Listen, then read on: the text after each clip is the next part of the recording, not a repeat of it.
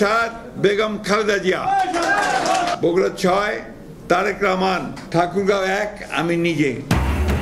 নির্বাচনে ৩টি আসনে লড়বেন বেগম খালেদা জিয়া। প্রথমবার প্রার্থী হচ্ছেন তারেক রহমান। ২৩৭ আসনের সম্ভাব্য প্রার্থী ঘোষণা বিএনপির। জোট শরিকদের সঙ্গে আলোচনার পর চূড়ান্ত তালিকা। এটা হচ্ছে আমাদের সম্ভাব্য প্রার্থী তালিকা। এর মধ্যেও কিন্তু পরিবর্তন হতে পারে। আমাদের যুগপৎ আন্দোলনে যারা শরিক দলগুলো আছেন তাদের সঙ্গে আলোচনার ভিত্তিতে আমরা এই পরিবর্তনগুলো আনতে পারি। তালিকায় ঠাঁই পাওয়া প্রার্থীদের উচ্ছ্বাস, এবার বিদ্রোহী না থাকার আশা। আমাকে নমিনেশন দেওয়াতে দলের প্রতি কৃতজ্ঞতা জানাই। জনগণের ভোটে নির্বাচিত হওয়ার আশাবাদী। একটি সুষ্ঠু নির্বাচনের ব্যবস্থা তারা করবেন, এটাই আমরা আশা করি। বিদ্রোহী প্রার্থী হওয়ার স্বাভাবিক কিছু না, ওটা আমরা ঠিক করে নেব। ব্যক্তির চেয়ে দল বড়, দলের চেয়ে দেশ বড়।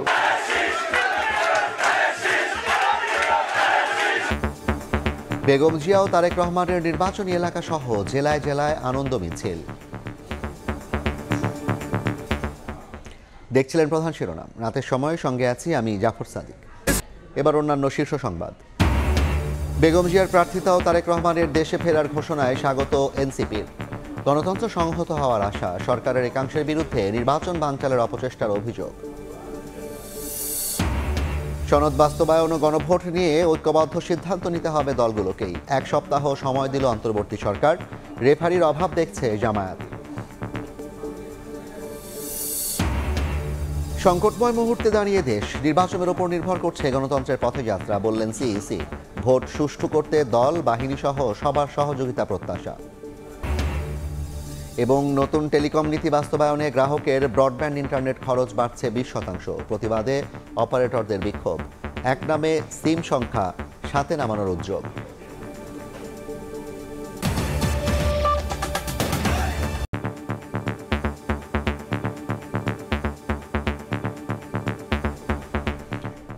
ত্রয়োদশ জাতীয় সংসদ নির্বাচনে 3টি আসনে লড়বেন বিএনপি চেয়ারপারসন বেগম খালেদা জিয়া। প্রথমবার প্রার্থী হচ্ছেন দলের ভারপ্রাপ্ত চেয়ারম্যান তারেক রহমান।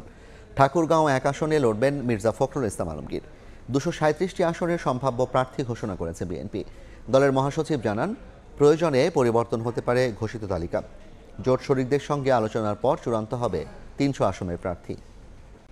বগুড়া ৭ বেগম খালেদা জিয়া, বগুড়া ৬ তারেক রহমান।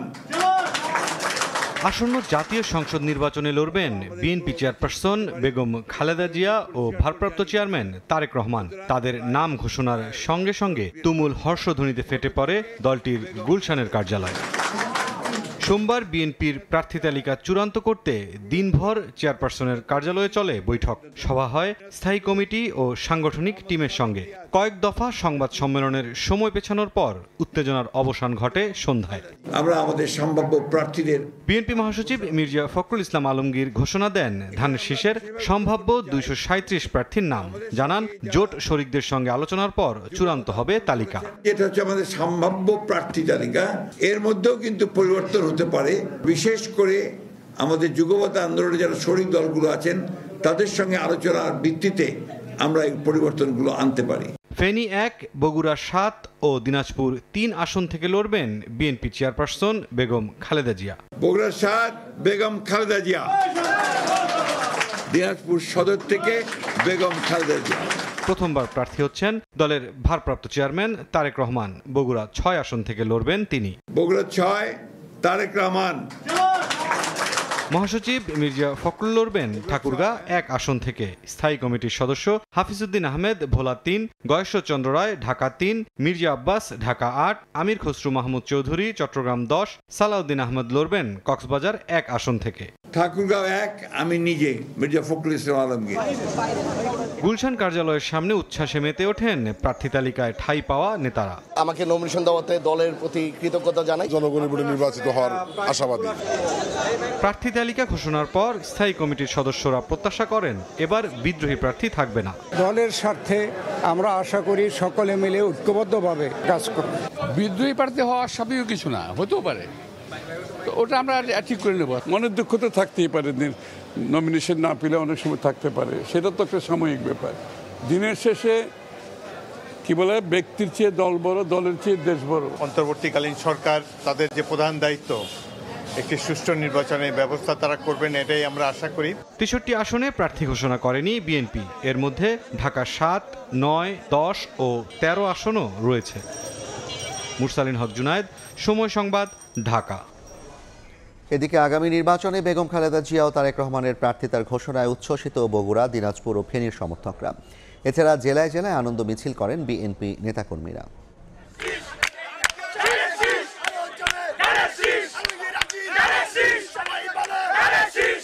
আগামী নির্বাচনে ২৩৭ আসনে সম্ভাব্য প্রার্থী ঘোষণা করেছে বিএনপি।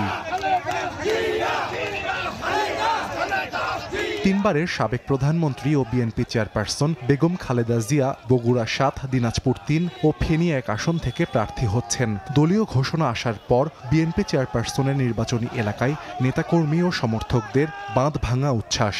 দিনাজপুর সদরের জনগণের মনের দাবি আজকে পূরণ হয়েছে। তিনি দিনাজপুর থেকে নির্বাচন করছেন, আমাদের দিনাজপুরের জন্য অনেক বড় একটা পাওয়া। কল্পনাতীত ভোটে আমরা আমাদের দেশের থেকে বেগম খালেদা জিয়া বিজয়ী হবে, অর্থাৎ ধানের শীষ বিজয়ী হবে। এই বিএনপির পক্ষে, ধানের শীষের পক্ষে কাজ করব।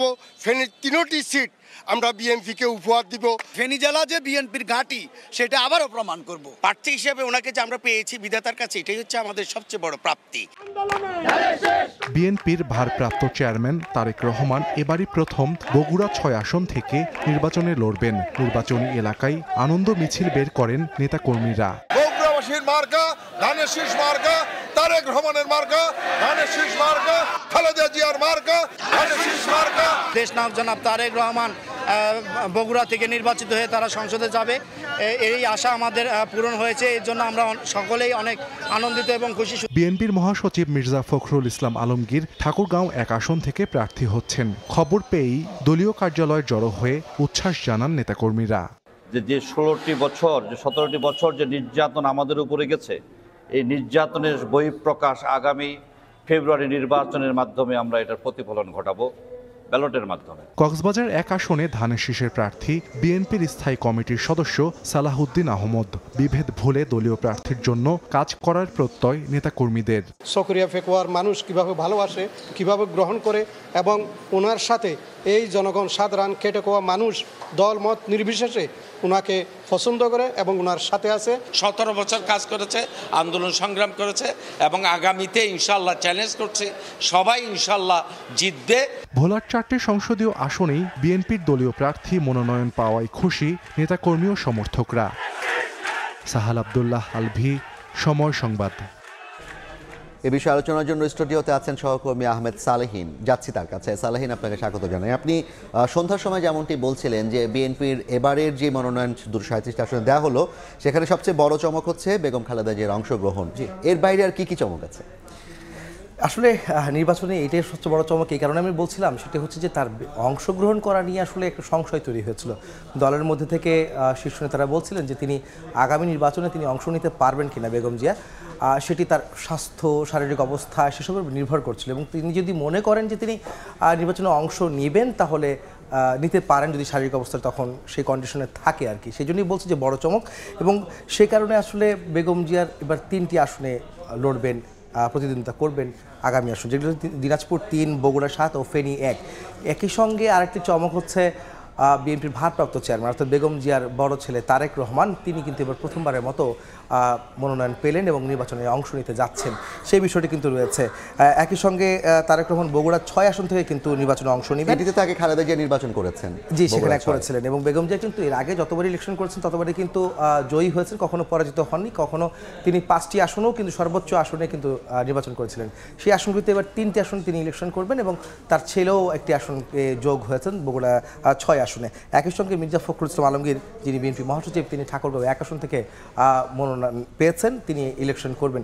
আপনারা একটি বিষয় বলে রাখতে চাই, আসলে আপনারা কিন্তু নিউজগুলি দেখছিলাম যে যেমন উচ্ছ্বাস রয়েছে প্রতিটি 237টি আসনে যখন মনোনয়ন দেওয়া হয়েছে, সব আসনগুলি তাদের সমর্থকরা কিন্তু উল্লাসে ফেটে পড়েন এবং প্রার্থীরাও কিন্তু তারা তাদের উচ্ছ্বাস প্রকাশ করেছেন। কিন্তু একই সঙ্গে যারা মূলত নমিনেশন বঞ্চিত হয়েছেন বা পাননি কোনো কারণে দলীয় সিদ্ধান্ত অনুযায়ী, এরকম কারা আছেন আগের বছর কিংবা সেখানেও বেশ কিছু রয়েছে। সেগুলি যদি আমরা বলতে চাই, যে যেমন আমরা হেভি ওয়েট এবং আলোচিত যেসব নেতা মনোনয়ন পায়নি। কয়েকটি নামে বলতে চাই, এর মধ্যে রয়েছে যেমন রুমিন ফারহানার কথা যেমন রয়েছে, তিনি যেমন দেখছিলেন যে আমাদের এখানে রয়েছে রুমিন ফারহানার নামটা সবার নিচে যদিও রয়েছে, তারপরে বলতে চাই যে ওনার বিষয়টা কিন্তু সবাই প্রত্যাশা করছেন তিনি পরবর্তী নির্বাচনে সরাসরি ভোটে আসনে অংশ নেবেন এবং তিনি প্রার্থিতা পাবেন, কিন্তু তিনি কিন্তু পাননি। একই সঙ্গে শামসুজ্জামান দুদু বিএনপির ভাইস চেয়ারম্যান তিনি কিন্তু পাননি। একই সঙ্গে রুহুল কবির রিজভী যদিও তিনি নমিনেশন চাননি, এবার তিনি নির্বাচন করবেন না আমরা জানতে পেরেছি। সেলিমুর রহমানও তাই একই অবস্থা, স্থায়ী কমিটির সদস্য। একই সঙ্গে নজরুল ইসলাম খান যিনি স্থায়ী কমিটির সদস্য, এবং ব্যারিস্টার জমিরুদ্দিন সরকার, যেমন যদিও ব্যারিস্টার জমিরুদ্দিন সরকার স্থায়ী কমিটির সদস্য, তার ছেলে কিন্তু নমিনেশন পেয়েছেন সেই আসন থেকে। হেভিওয়েট যারা পেলেন না, কিন্তু নতুন মুখ কারা যারা কিনা আসলে একবারে নতুন প্রথমবারের মতো এসেছেন? তারেক রহমান নিজেই একজন নতুন মুখ বলা যায়, এর বাইরে আর কারা আছে? এর বাইরে বেশ কয়েকজন আছে। আসলে বিএনপির মনোনয়ন যখন বোর্ডটি বসে, মনোনয়ন কাকে দিবে তখন থেকে আমরা কানাঘুষা শুনছিলাম, একটা ইঙ্গিত পাচ্ছিলাম যে তরুণদেরকে আসলে সামনে এগিয়ে রাখা হবে। এবার আগামীর যে নির্বাচন অনুষ্ঠিত আছে 2026 সালের ফেব্রুয়ারিতে প্রথমার্ধে, সেই নির্বাচন নতুন মুখ থাকবে। সেখানে কয়েকটি নাম আসলে আমরা দেখতে পাচ্ছি এবং বেশ কিছু নাম আছে, সময় সংক্ষেপে কারণ সেই নামগুলো দিতে পারছি না আমরা। প্রথমে রয়েছেন ইশরাক হোসেন, হুম্মাম কাদের চৌধুরী, সঙ্গে রয়েছেন মীর হেলাল, সানজিদ ইসলাম তুলি যিনি মায়ের ডাকের আসলে গুম হওয়া পরিবার যে সংগঠনটি রয়েছে তার একজন প্রতিনিধিত্ব করছেন, যিনি সঙ্গে রয়েছেন কাজী রওনকুল ইসলাম শ্রাবণ যিনি ছাত্রদলের সভাপতি ছিলেন, এবং অনিন্দ ইসলাম অমিত যিনি বিএনপি স্থায়ী কমিটির সদস্য তরিকুল ইসলামের ছেলে, তিনিও কিন্তু পাচ্ছেন এবার মনোনয়ন। এরকম কিন্তু বেশ কিছু তরুণ কিন্তু এবার মনোনয়ন পেতে যাচ্ছে বিএনপির যে আগামী নির্বাচনে যারা প্রার্থী হিসাবে থাকবে। যে আসনগুলো ফাঁকা আছে সেগুলোর ব্যাপারে কি সিদ্ধান্ত নেওয়া হয়েছে? আমরা কিন্তু আগের নিউজটিতে বলছিলাম যে 63টি আসনে বিএনপি ফাঁকা রেখেছে, অর্থাৎ ফাঁকা রাখার কারণ কিন্তু তারা উল্লেখ করেছেন প্রেস কনফারেন্সে মির্জা ফখরুল ইসলামকে। তিনি বলেছেন যে যারা সরকার বিরোধী আন্দোলন অর্থাৎ স্বৈরাচার বিরোধী আন্দোলনে বিএনপির সঙ্গে যুগপৎ আন্দোলনে শরিক ছিলেন, সেই সব দলগুলোর আসন ছাড় দেওয়ার জন্য এবং তাদের সাথে আলোচনা করার জন্য মূলত কিন্তু তার 63টি আসনে ফাঁকা রাখা হয়েছে, তাদেরকে সেখানে শরিক হিসেবে যুক্ত করা হবে। একই সঙ্গে তাদেরকে দেওয়ার সম্ভাবনা আছে, তাদের সম্ভাবনা রয়েছে। এবং একই সঙ্গে বলতে চাই এই বিষয়টা, সেটি হচ্ছে যে শুধু যুগপথের শরিকরাই কিন্তু না, যারা নতুন দল হিসেবে প্রতিষ্ঠিত হচ্ছে এবং যারা যুগপথে ছিলেন না তারাও তো গণতন্ত্রের পক্ষের শক্তি হিসেবে পরিচিত, তারা যদি কেউ বিএনপির সঙ্গে নির্বাচনের সময় জোটবদ্ধ হন তাদেরকে কিন্তু ছাড়া হবে। বিশেষ করে একটা বড় প্রশ্ন ছিল যে আসলে রাজনৈতিক দলগুলো, বিশেষ করে বড় রাজনৈতিক দলগুলো নারীদেরকে সরাসরি ভোটে অংশগ্রহণের সুযোগটা কতটা দিচ্ছে? বিএনপির 237টি আসনের মধ্যে নারীদের জন্য কতটি আসন দেওয়া হলো? এটা কিন্তু একটা বড় বিষয় যে বিএনপি তারা যে এই ধরনের একটা ইঙ্গিত দিয়েছিল যে নারীদেরকে তারা সরাসরি ভোটের মাধ্যমে আনবে, সংরক্ষিত আসন ছাড়াও তারা 300 আসনের মধ্যে তাদেরকে রাখবে। এইরকম করে বেগম খালেদা জিয়া সহ 9 জন নারী প্রার্থীকে তারা কিন্তু এবার এই আগামীর নির্বাচনে প্রার্থী হিসেবে নাম ঘোষণা করেছেন। যদি 63টি আসন রয়েছে বাকি আরও, সেখানেও কিছু নারী নতুন মুখ আমরা দেখতে পারবো বলে আমরা ভাবছি বা জানতে পেরেছি, যাদের মধ্যে উল্লেখ করতে চাই যে বেগম খালেদা জিয়া তিনি কিন্তু দিনাজপুর 3, বগুড়া 7 ও ফেনী 1 আসন থেকে এবার নির্বাচন করছেন। এরপরে রয়েছেন ফারজানা শারমিন যিনি নাটোর 1 থেকে তিনি এবার নির্বাচন করবেন, সাবিরা সুলতানা যশোর 2, ইশরাত সুলতানা ইলেন ভুট্টো ঝালকাঠি 2, সানসিলা জেবরিন শেরপুর 1, আফরোজা খান রীতা মানিকগঞ্জ 3, সানজিদ ইসলাম তুলি যার কথা এর আগেও আমরা বলছিলাম ঢাকা 14, শামা উবায়দ ইসলাম ফরিদপুর 2 এবং তাহসিনা রুশদির সিলেট। এই 9 জনকে কিন্তু মূলত আসলে নারী প্রার্থী হিসেবে এবার তালিকায় রাখা হয়েছে বিএনপির সামনের নির্বাচনে। অনেক ধন্যবাদ সালেহিন, আপনার মাধ্যমে আমরা বেশ কিছু তথ্য জানতে পারলাম এবং বিএনপি নমিনেশনের যে আদ্যপান্ত সে বিষয়ে মোটামুটি একটা ধারণা পেলাম। আমাদের সঙ্গে যুক্ত ছিলেন সহকর্মী আহমেদ সালেহিন, জানাচ্ছিলেন বিএনপির আজকের যে 237টি আসনের মনোনয়ন দেওয়া হয়েছে সে বিষয়ে বিস্তারিত। বেগম খালেদা জিয়ার নির্বাচনে প্রার্থিতাকে স্বাগত জানিয়েছে এনসিপি। এর মাধ্যমে গণতন্ত্র সুসংহত হওয়ার আশা প্রকাশ করেছেন দলটির মুখ্য সমন্বয়ক নাসির উদ্দিন পাটোয়ারি। তবে প্রার্থী তালিকায় তরুণরা না থাকায় হতাশা ব্যক্ত করেন তিনি। এ সময় সরকারের একটি পক্ষ সংস্কারকে এড়িয়ে নির্বাচন বানচালের চেষ্টা করছে বলে অভিযোগ করেন দলটির সদস্য সচিব আক্তার হোসেন। দ্রুত সময়ের মধ্যে রাজনৈতিক সংকট দূর করতে সরকারের প্রতি আহ্বান জানান তিনি। সংস্কার ঘিরে অন্তর্বর্তী সরকারের সংবাদ সম্মেলনের পর নিজেদের অবস্থান জানাতে সোমবার সন্ধ্যায় রাজধানীর বাংলা মোটরে দলের কেন্দ্রীয় কার্যালয়ে সংবাদ সম্মেলন করে জাতীয় নাগরিক পার্টি। সরকারের একটি পক্ষ সংস্কারকে এড়িয়ে নির্বাচন বানচালের চেষ্টা করছে বলে অভিযোগ করেন এনসিপির সদস্য সচিব আক্তার হোসেন। দ্রুত সময়ের মধ্যে রাজনৈতিক সংকট দূর করতে সরকারের প্রতি আহ্বান জানান তিনি। সরকারের ভিতরের কোনো একটা অংশ সংস্কারকে ভন্ডুল করে নির্বাচনকে বানচালের তারা পায়তারা করছেন। এমনটা বাংলাদেশের মানুষ হতে দেবে না। অতি দ্রুত সময়ের মধ্যে সরকারকে নিজেকেই দায়িত্ব নিয়ে জুলাই সনদ বাস্তবায়ন আদেশ জারি করতে হবে। নির্বাচনে বেগম খালেদা জিয়ার প্রার্থিতা ও তারেক রহমানের দেশে ফেরার ঘোষণাকে স্বাগত জানিয়ে দলের মুখ্য সমন্বয়ক নাসির উদ্দিন পাটোয়ারি বলেন, বিএনপি চেয়ারপারসনের ভোটে অংশ নেওয়ার মাধ্যমে গণতন্ত্র সুসংহত হবে। তবে প্রার্থী তালিকায় তরুণরা না থাকায় হতাশা ব্যক্ত করেন তিনি। দেশে আসছেন, আমরা তাকে বাংলাদেশে স্বাগত জানাই। গণতন্ত্রের আপসীন নেত্রী, যিনি গণতন্ত্রের জন্য লড়াই করতে বাংলাদেশের দীর্ঘদিন ধরে কারাবন্দী ছিলেন খালেদা জিয়া, সেই জায়গা থেকে উনি প্রার্থী হয়েছেন। আমাদের দল থেকে ওনাকে আমরা শুভেচ্ছা জানাচ্ছি। ওনার মাধ্যমে গণতন্ত্র আরো সুসংহত হবে। হতাশ করেছে তাদের প্রার্থী তালিকা, অধিকাংশ জায়গায় এসেছে গডফাদার যারা রয়েছে তারা।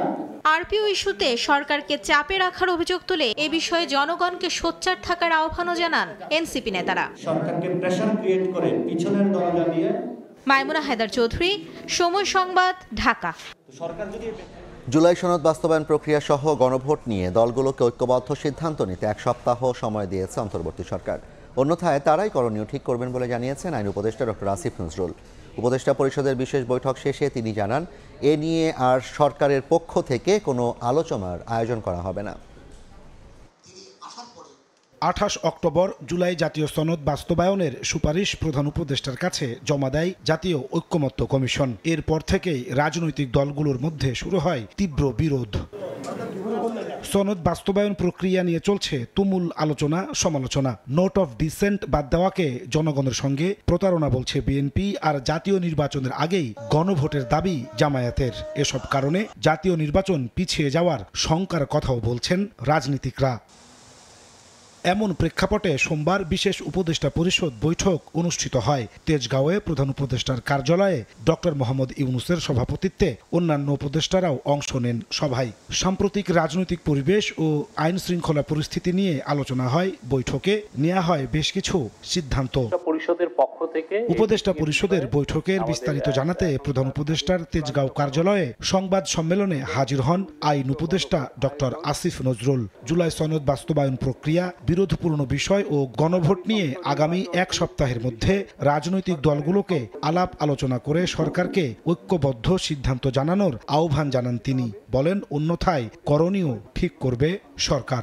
রাজনৈতিক দলগুলোকে স্বীয় উদ্যোগে নিজেদের মধ্যে আলাপ আলোচনা করে সম্ভাব্য দ্রুততম সময়ে, সম্ভব হলে আগামী 1 সপ্তাহের মধ্যে সরকারকে ঐক্যবদ্ধ দিক নির্দেশনা প্রদান করার আহ্বান জানানো হয়। ওনারা যদি ঐক্যবদ্ধ নির্দেশনা না দিতে পারেন, অবশ্যই সরকারের মতো সিদ্ধান্ত নেবে। এক প্রশ্নের জবাবে আইন উপদেষ্টা বলেন, জুলাই সনদ নিয়ে সরকার আর সংলাপের আয়োজন করবে না। রাজনৈতিক দলগুলোকে নিজ উদ্যোগেই নিজেদের মধ্যে সংলাপের ব্যবস্থা করতে হবে। সরকার আর কোনো আয়োজন করতে যাচ্ছে না। এই রাজনৈতিক দলগুলা, যারা ফ্যাসিবাদ বিরোধী রাজনৈতিক দলগুলো আছে, ওনারা 15 বছর নিজেরা আলোচনা করে বহু গুরুত্বপূর্ণ সিদ্ধান্ত নিয়েছেন। ওনারা সে উদ্যোগে নিজেরা আলোচনা করে আমাদেরকে একটা ঐক্যবদ্ধ নির্দেশনা দিবেন, এই প্রত্যাশা করছি। অল্প সময়ের মধ্যেই জুলাই সনদ বাস্তবায়ন নিয়ে রাজনৈতিক দলগুলো কার্যকর উদ্যোগ নেবে বলে প্রত্যাশা উপদেষ্টা পরিষদের। হয়েছে তা আপনাদের লিখিতভাবে আমি জানি। নাজমুস সালেহী, সময় সংবাদ, ঢাকা। গণভোট ইস্যুতে দলগুলোকে আলোচনা করে সিদ্ধান্ত নিতে সরকারের আহ্বানকে স্বাগত জানিয়েছে জামায়াত ইসলামী সহ 8 দল। এক্ষেত্রে রেফারির অভাবের শঙ্কা জানিয়ে নেতারা সরকারকে সেই ভূমিকা পালনের আহ্বান জানান।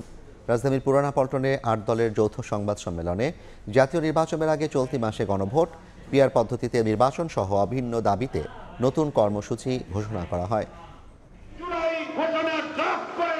জুলাই সনদের আইনি ভিত্তি দিতে গণভোটের দাবিতে গত সেপ্টেম্বর থেকে রাজপথে সরব জামায়াতে ইসলামী, ইসলামী আন্দোলন সহ 8টি রাজনৈতিক দল।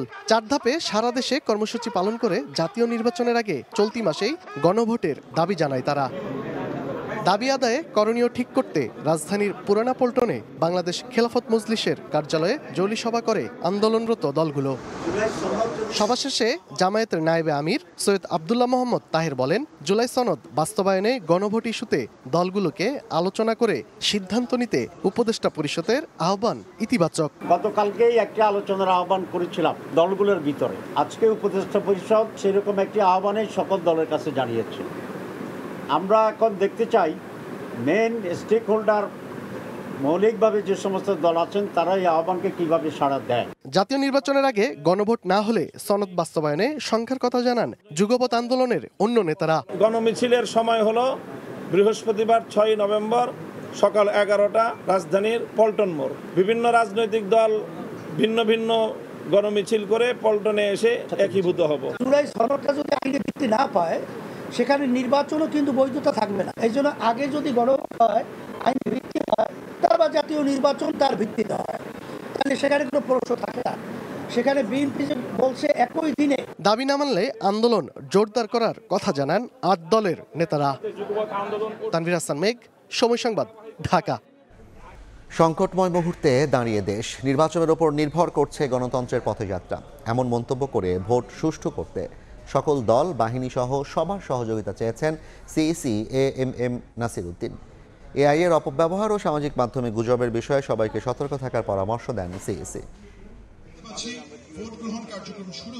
ঘড়ির কাঁটায় সকাল 8টা। ঢাকার খিলক্ষেতের ডুমুনি সরকারি প্রাথমিক বিদ্যালয় কেন্দ্রে ভোট গ্রহণ শুরু। হঠাৎ শোরগোল, ভোট কারচুপি ও বিশৃঙ্খলা তৈরির চেষ্টা।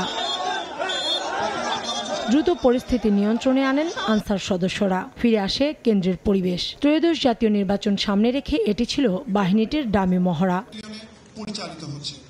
নির্বাচন সামনে রেখে গেল 1 বছরে 1.5 লাখের বেশি সদস্য নিয়োগ দিয়েছে আনসার। সোমবার ভাটারায় আনসার বাহিনীর সদর দপ্তরে ছিল 4র্থ ধাপের মৌলিক প্রশিক্ষণ কার্যক্রমের সমাপনী দিন। এতে অংশ নেন প্রধান নির্বাচন কমিশনার। এ সময় আনসার মহাপরিচালক জানান, ভোটের মাঠে থাকবেন 5 লাখের বেশি সদস্য। 1,45,000-এর বেশি নতুন সদস্য গড়ে তুলেছি।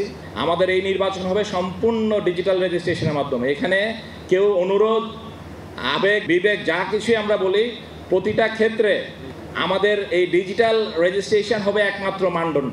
সুষ্ঠু নির্বাচন আয়োজনে রাজনৈতিক দলসহ অংশীজনদের সহযোগিতা চেয়ে সিএসি বলেন, ভোটের দায়িত্বে নিয়োজিতদের উপর নির্ভর করছে দেশের গতিপথ। আপনারা যারা ভোটের দায়িত্বে নিয়োজিত হবেন তাদের উপরে কিন্তু বাংলাদেশের ভবিষ্যৎ বিনির্মাণের একটা দায়িত্ব এসে পড়েছে প্রকারান্তরে। বাংলাদেশের যে ভবিষ্যৎ যে গতিপথ নির্ধারণ হবে আগামী ইলেকশনের মাধ্যমে, এই গতিপথ নির্ধারণে এই আনসার বাহিনীর ভূমিকা বিশাল একটা ভূমিকা থাকবে। দেশজুড়ে আনসার বাহিনীর নেটওয়ার্ক কাজে লাগিয়ে অপপ্রচার প্রতিরোধের আহ্বান জানান সিইসি। কাউসারা চৌধুরী কুমু, সময় সংবাদ, ঢাকা। রাতের সময় আরও থাকছে। ধোঁয়াশাচ্ছন্ন ভারতের নয়াদিল্লি, তীব্র বায়ু দূষণে থমকে গেছে পর্যটকদের ভ্রমণ। পানি ছিটিয়ে পরিস্থিতি মোকাবেলার চেষ্টা প্রশাসনের। বিএনপির মনোনয়ন না পাওয়ায় ঢাকা ভাঙ্গা এক্সপ্রেসওয়ে অবরোধ করে বিক্ষোভ করেছেন মাদারীপুর 1 আসনের সাজ্জাদ হোসেন সিদ্দিকী লাভলুর সমর্থকরা। একই কারণে ঢাকা চট্টগ্রাম মহাসড়কে বিক্ষোভ করেন চট্টগ্রামের সীতাকুণ্ডের বিএনপি নেতা আসলাম চৌধুরীর সমর্থকরা। রাতে শিবচরের 5 চরে মহাসড়কে অবরোধ করেন লাভলুর কর্মী সমর্থকরা। এ সময় তারা বিভিন্ন স্লোগান দেন। এতে দক্ষিণাঞ্চলের 21 জেলার যান চলাচল বন্ধ হয়ে যায়। মাদারীপুর 1 আসনে বিএনপির সম্ভাব্য প্রার্থী জামান কামাল নুরুদ্দিন মোল্লা। এদিকে চট্টগ্রাম 4 আসনে সীতাকুণ্ড আসনে বিএনপির মনোনয়ন না পাওয়ায় ঢাকা চট্টগ্রাম মহাসড়কে আগুন জ্বালিয়ে বিক্ষোভ করেন আসলাম চৌধুরীর সমর্থকরা।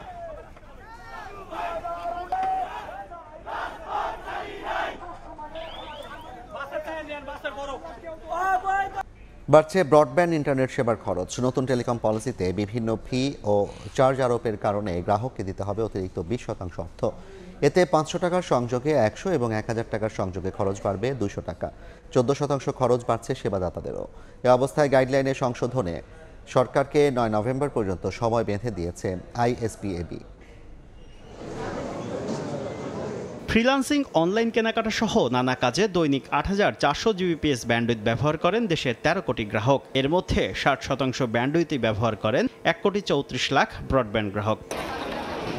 নতুন আইএসপি গাইডলাইন খরচ বাড়াচ্ছে ব্রডব্যান্ড ইন্টারনেট সেবায়, যেখানে সেবাদাতাদের সামাজিক দায়বদ্ধতা তহবিল এবং রাজস্ব ভাগাভাগি বাবদ সরকারকে দিতে হবে 6.5% অর্থ। স্টারলিংকের লাইসেন্স অধিগ্রহণ ফি 12 লাখ টাকা হলেও আইএসপিদের দিতে হবে 25 লাখ টাকা। লাইসেন্স নবায়নের বাৎসরিক ফি বাড়ছে 4 গুণ। এছাড়া সাবমেরিন কেবল ও আইটিসি অপারেটর থেকে ব্যান্ডউইথ কিনতে ভ্যাট ট্যাক্স বাবদ খরচ 3% থেকে বেড়ে দাঁড়াচ্ছে 17%। সব মিলিয়ে গ্রাহক পর্যায়ে ইন্টারনেট খরচ বাড়বে 20%। বিটিআরসির নতুন নিয়ম অনুযায়ী ইন্টারনেট সেবাদাতাদের উপর নতুন করে রেভিনিউ শেয়ারিং, উচ্চ লাইসেন্স ফি আরোপ সরাসরি ব্রডব্যান্ড প্যাকেজের দাম বাড়াবে। এ পরিস্থিতিতে সোমবার দুপুরে বিটিআরসি ভবনে বিক্ষোভের পর নিয়ন্ত্রক সংস্থার সঙ্গে বৈঠকে বসেন আইএসপিএবির নেতারা। পরে সংগঠনের সভাপতি জানান, গাইডলাইন সংশোধনে 9 নভেম্বর পর্যন্ত সময় বেঁধে দেওয়া হয়েছে।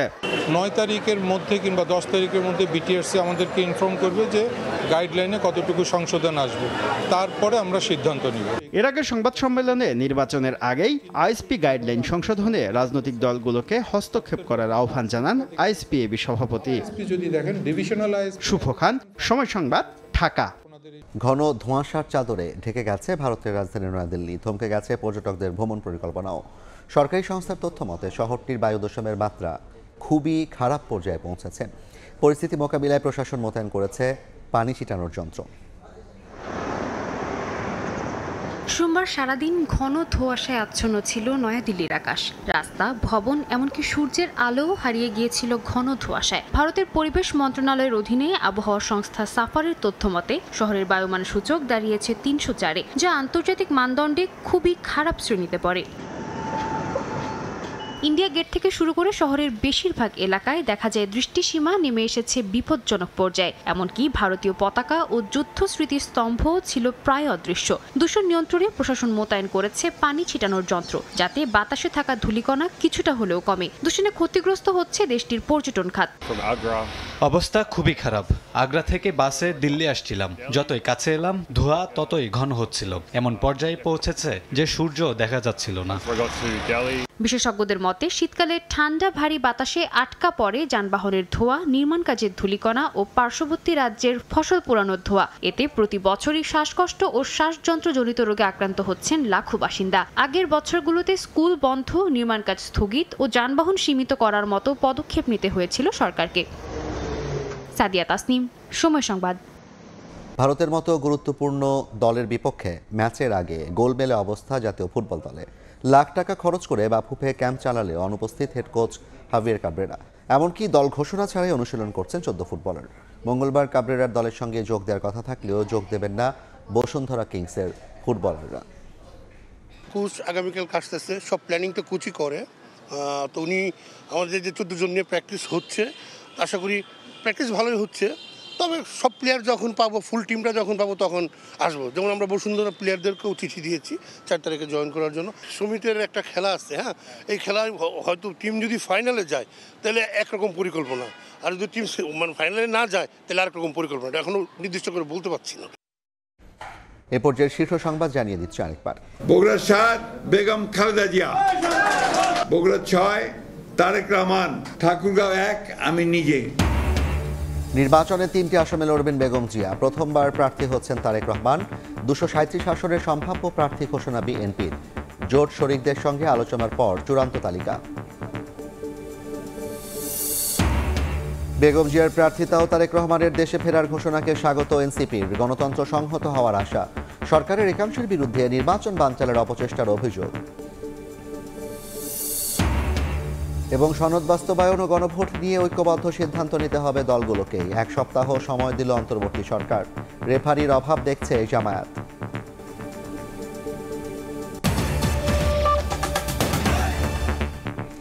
এই ছিল রাতের সময়। এরপর দেখবেন সম্পাদকীয়। সঙ্গে থাকুন সময়ের।